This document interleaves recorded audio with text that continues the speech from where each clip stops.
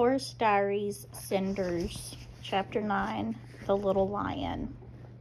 I was just running over to join the mares when two strange firemen came and led them off. Where were they going? First Sparky and now the herd. I was all alone.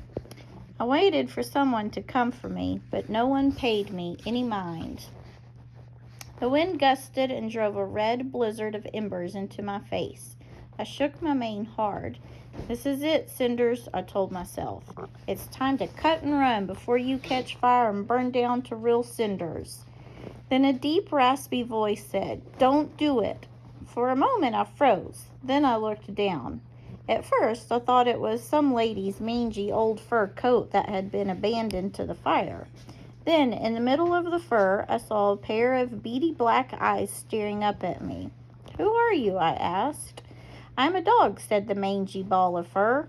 "Really?" Just knowing there was a dog somewhere in the middle of all that fur, no matter how odd he might sound or look, had a calming effect on me. I breathed out and licked my lips. "My name is Con, also known as the Little Lion. You're with the Maxwell Street outfit, aren't you?" I nodded. "I used to work for the butcher across the street." "Where are Blaze and Sparky?" Con asked. "Blaze is on the sick list. A bad man just stole Sparky. Is your tongue always this black, or did the fire burn it?" "I'm a chow chow," said Con. "Some of us have dark tongues." "Are you a fire dog?" I asked hopefully. "I'm a volunteer fire dog," he said. "What does that mean?" I asked. "I love going to fires. I live on the street and go where the fires are and help out where I can," said the chow chow. "Please help me," I begged. "I'm terrified." "Of course you are," said the little lion. "The first thing we need to do is move you out of harm's way. Don't look now." I swung my head around and saw that the front wall of the building behind me was in flames and about to collapse on top of us. "Follow me," said Con. I ran after him down the block and around the corner. There I saw the 3 thoroughbreds pulling the little giant away. I called out to them, "Where are you going?" "We're needed elsewhere," they called back. "Be of stout heart." The next moment, Sully came drudging up the alley, doing my job, dragging the horse cart behind him. "There you are, Cinders," he said. "I was afraid I'd lost you." While he was hitching me up, he noticed the strange dog. "Is that you, Con?" Con barked and wagged his tail. "Well, what do you know? The little lion himself. I should have known you were the mystery chow chow dog that keeps showing up at fires. You always were a frustrated fire dog. Speaking of which," he looked around, "where's Sparky?" "Someone stole her," Con and I both said together. Sully shrugged. "I guess Sparky can take care of herself, but Cinders here I'm not so sure about. Con, I'm on orders to head over to St. Paul's. If you come with us, maybe you can keep this mare from losing her head." Con grinned and panted. "Come on, gang, let's get a move on," said Sully. Sully hopped into the seat and grabbed the reins. "Walk on." Con led us, zigzagging through streets, roiling with people and animals. I'd hear the crackle and snap of burning wood, followed by a loud whooshing sound. I'd plant my hooves and see that a new fire had started somewhere just ahead. Where was the fire coming from? No matter how far away we got from the first burning barn, the fire somehow managed to leap ahead of us. I looked up. The sky was filled with burning spears. Whatever they landed on burst into flame. It was as if suddenly the fire was everywhere at once. "Hang in there, Cinders, old gal," Sully called out to me. "The church is right down the street." The next moment, a building collapsed in flames into the road directly before me.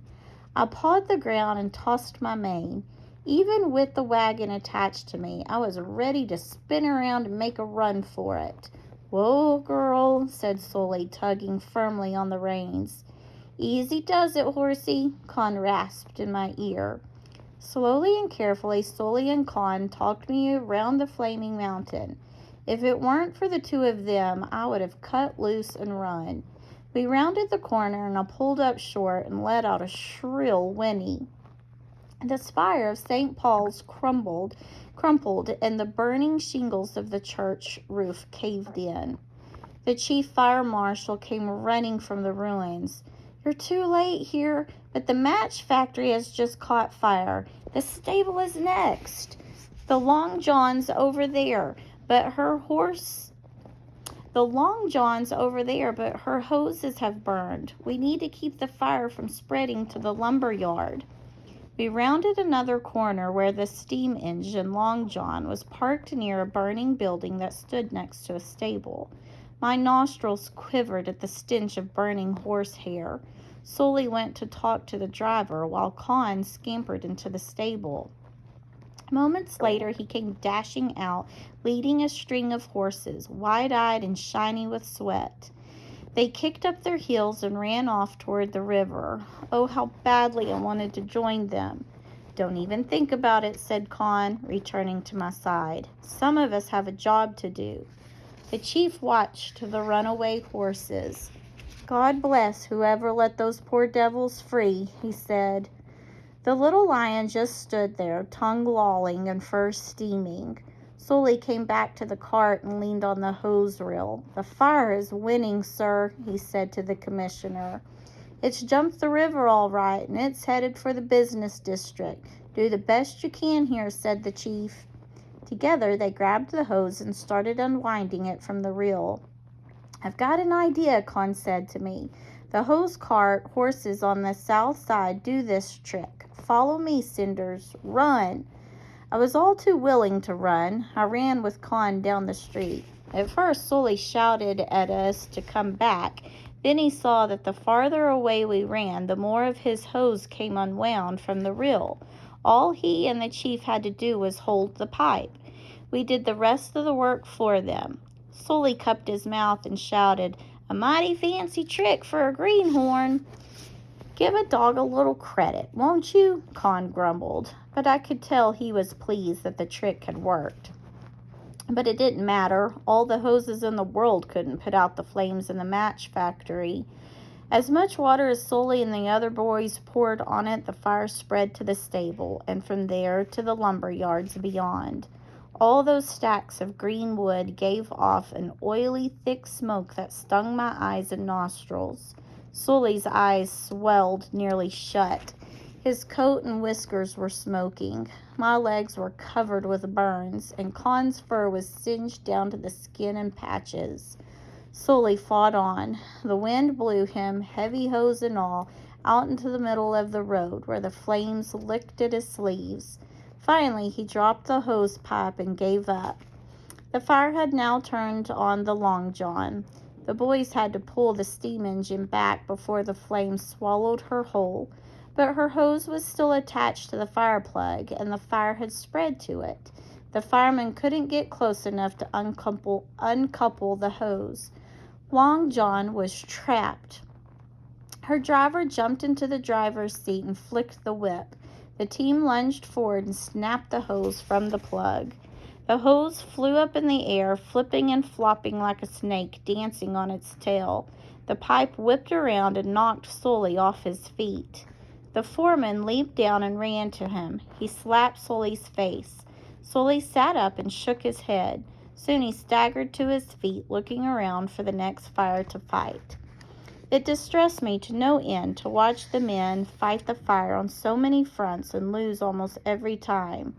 For every fire they put out, 10 new ones flared up to take its place. Up and down the river, everything, everywhere was in flames. Con and Sully and I kept the hose cart moving from one job to the next. Explosions rocked the city. With each one, Sully would stop what he was doing and cock an ear. "There goes the arsenal," he said once with a sad shake of his head. "That sounds like the gasworks," he said another time. Later, I heard a different sort of noise altogether. It was loud and hollow and deep and terrifying. Sully said, "The courthouse just collapsed. I'd know the sound of that big bell anywhere." Buildings fell, trees burst into flame, and roofs blew off. The sky itself was lashed by tongues of fire. But when the most horrendous things happen enough times, even a horse eventually gives up and accepts them without flinching. That's what happened to me during that long night and the following day. For the rest of my life, nothing ever spooked me again. In the early hours of the morning, the boys were dumb with exhaustion and half blinded with smoke. Several times Con called on me to do the hose trick. We unspooled the hose and the boys hooked it up until finally the hose gave out and burst at the seams. But it didn't seem to matter because not long after that, the central pumping station burned down. With that, the fire plagues all around the city dried up. Now there was no water left to fight with. Chicago was at the mercy of the fire.